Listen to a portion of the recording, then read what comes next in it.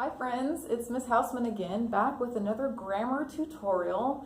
Why do I do these? Well, the apostrophe one was a big hit and I thought it helped save a couple Christmas cards going out there. I still saw some where people would put an apostrophe in their last name because there's more than one person in their family. You don't need that, you just put an S. So I don't need to go over the apostrophes again.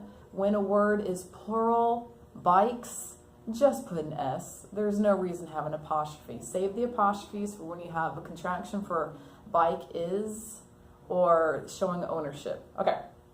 I'm not going to go over in super detail all of these. Hopefully some of these are no-brainer and you have common sense enough to know the difference between your and your, possessive, you are. So if you're saying someone is awesome, you're awesome, the you are, okay? So I corrected on the board when my kids write, you're awesome. I'm like, well, apparently I wasn't because you used the wrong your. There, and there. The first there shows ownership of a group of people owning something. The second one is a contraction for they are. And the last one, the adverb, is pointing at something over there. This one I see all the time and it drives me crazy. Whose with an apostrophe or whose, which is a relative pronoun. When you are saying whose dog is this, that's actually asking a question. So that's being an interrogative pronoun. Whose, no apostrophe. Who is going to the game, who's going to the game, that one. Cap locks. When you are writing, first of all, you shouldn't really need a whole lot of cap locks on the internet. Your points should be strong enough with your word choice that you don't need to capitalize every single word. When you do cap lock things, it will not recognize something spelled wrong. Why is that? It thinks it is an acronym, abbreviation for something.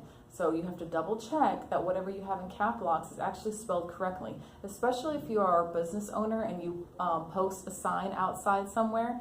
A word will not be underlined in red if you have it in cap locks because it thinks it is an acronym. So you have to actually check that your word laundry or employee is spelled correctly. The Oxford comma, that means when you have items in a series, you're listing items in a sentence, you need the comma between the last two. 3 or more items in a list, right? You know to put commas there. And put a comma between the second to last and the last one.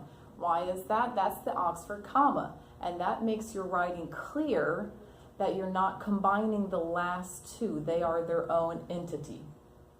Comma splice. That is when you have a comma separating two independent clauses, so two complete thoughts, and you have just a comma. You need a conjunction there too. I can go into more detail with the comma splice, especially if you have a high school student and you would like help on that one, love to help. Other comma problems, that's a whole nother video right there. If you would like clarification on when to use effect and effect, or accept and accept, by all means, hit me up in the comments and I would love to do a video on that.